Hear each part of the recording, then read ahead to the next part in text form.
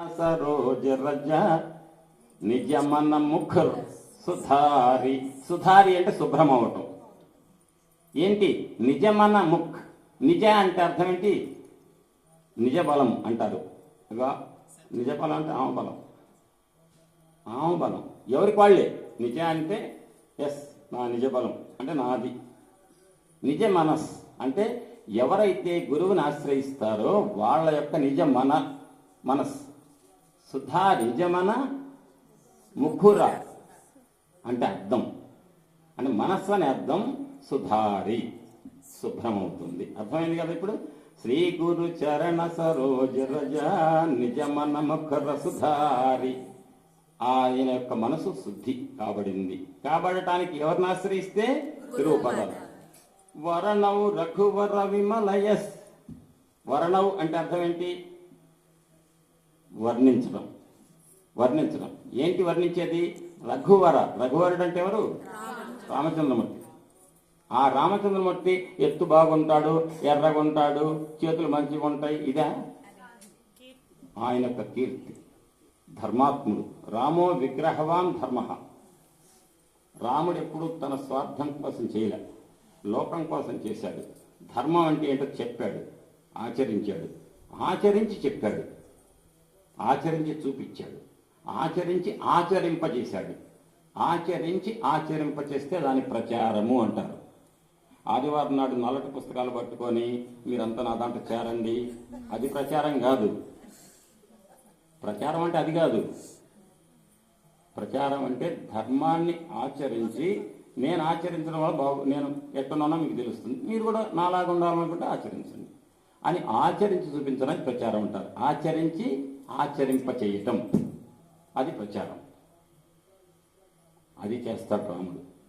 అటువంటి యశస్సు కీర్తి. ఎటువంటి కీర్తి అది? విమల యశస్. విమల అంటే అర్థం ఏంటి?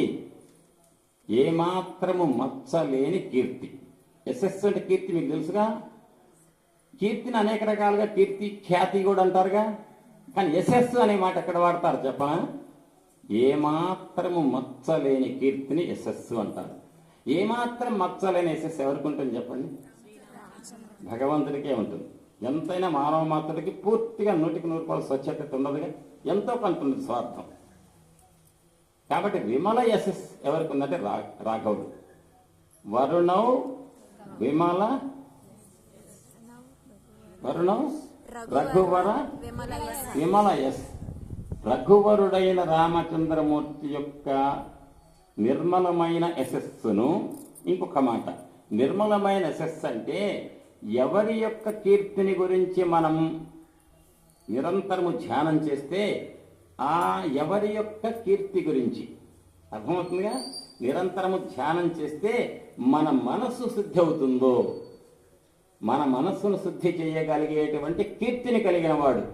మన మనస్సును శుద్ధం చేయాలంటే ఏమంటే సర్పంచ్ గారు చాలా మంచివాడు అని రోజు అంటున్నారు అనుకోండి, ఎమ్మెల్యే గారు మంచివాడు అంటే దానివల్ల ఏమైనా ఉపయోగం? ఎవరి వల్ల, ఎవరి గురించి కీర్తిస్తే ఉపయోగం?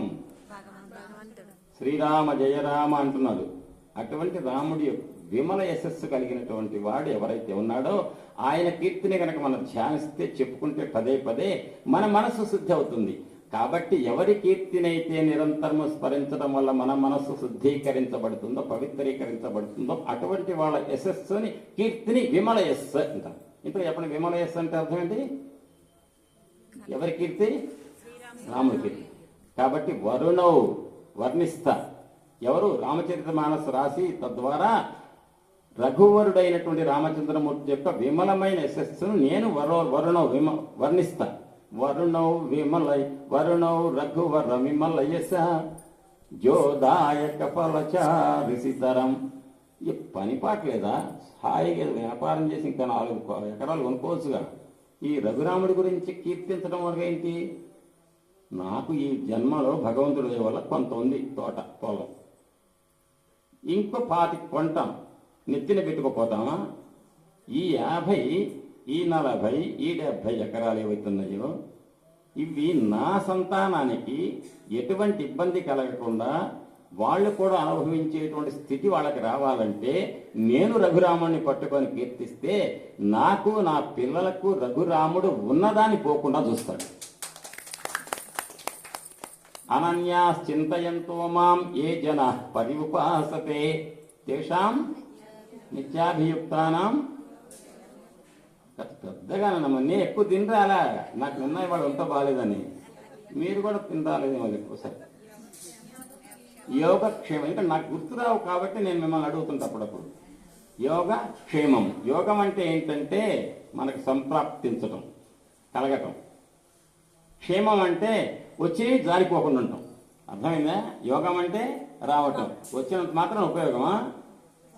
ఆయన రోజు ఊరేళ్ళి ఆడొస్తాట, బాగా ఆడతాడు, ఒక్కో రోజు 10,000 దాకా వస్తాయట, కాకపోతే రెండో రోజు 20,000 పోతాయట. అంటే ఏంటి?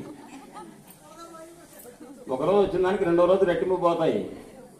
వచ్చినవి నిలవాలి. వచ్చే బాధ్యత నాది, మీకు వచ్చేట్టు చేసే బాధ్యత యోగం నాది, క్షేమం కూడా నాదే. రెండు నేను చూసుకుంటా అన్నాడు కృష్ణుడు. ఆ కృష్ణుడే రాముడు కదా. కాబట్టి విమల యశస్సు కలిగిన రామచంద్రమూర్తి యొక్క కీర్తిని గురించి మనం వర్ణిస్తే యోగక్షేమాలు కలుగుతాయి. కాబట్టి అటువంటి విమల కీర్తి కలిగిన రఘురాముడి యొక్క కీర్తిని గురించి వర్ణిస్తే ఒరిగేదేంటి చెప్పండి? వరుణౌ రఘువర విమలయస్. తర్వాత ఏంటి? దాయక. దాయక అంటే మనకి ఇస్తాట. ఏమిస్తాడు? ఫలచారి. ఫలం అంటే ఏ ఫలం? రామ ఫలమా? ప్రతిఫలమా? ఫలచారి. చారి అంటే ఏంటి? రామాచారి, కృష్ణాచారి అంటారు కదా. ఫలచారి అంటే 4 ఫలాలు. 4 ఫలాలు ఏంటంటే ధర్మ, అర్థ, కామ, మోక్షములు. కాబట్టి రఘురాముడి యొక్క విమలమైన యశస్సును కీర్తించడం వల్ల, నేను రామచరిత మానసు రాయటం వల్ల, రాయాలంటే ఎవరి పాదాలు పట్టుకోవాలి? హనుమంతుడు. ఆయన ఎవరు? హనుమాన్ చాలీసా కదా రాసేది.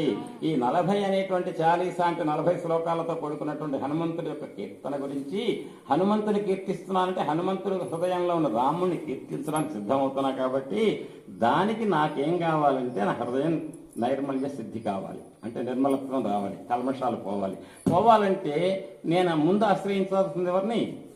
రామచరిత మానస అని రామాయణాన్ని రాయటానికి, నా మనస్సు పవిత్రీకరించబడటానికి హనుమంతుడైనటువంటి గురువు గారిని ఆశ్రయిస్తున్నా. గురువు గారి పాదములనే పద్మములను ఆశ్రయిస్తున్నా.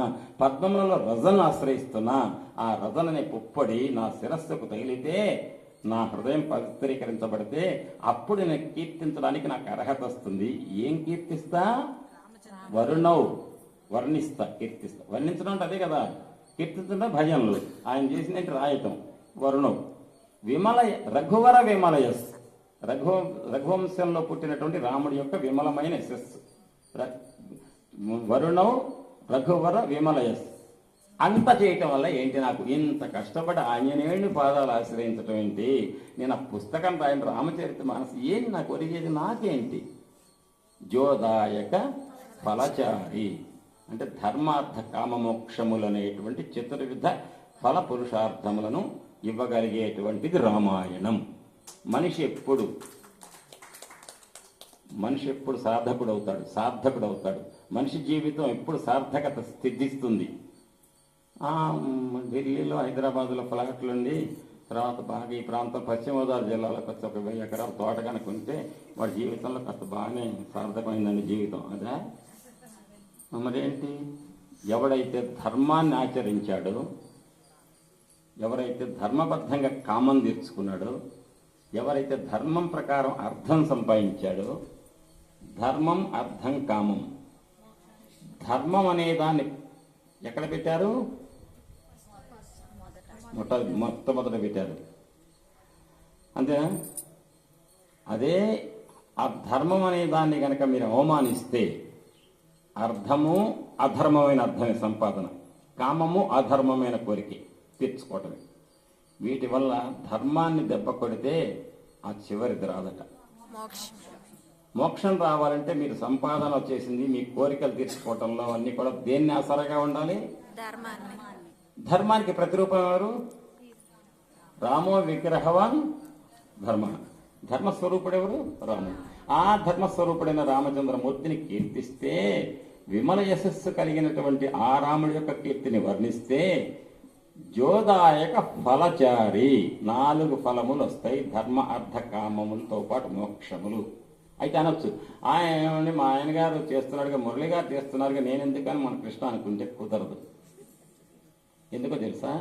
పెళ్లి చేసేటప్పుడు, కన్యాదానం చేసేటప్పుడు పిల్ల తండ్రి కాబోయే అల్లుణ్ణి మంత్రంలో అడుగుతాడు, ధర్మేచ అర్థేచ కామేచ నాతి చరామి నాచి చరితవ్యా అని అంటాడు. ఎవరు? పిల్ల తండ్రి. అప్పుడు అల్లుడు ఏమనాలి?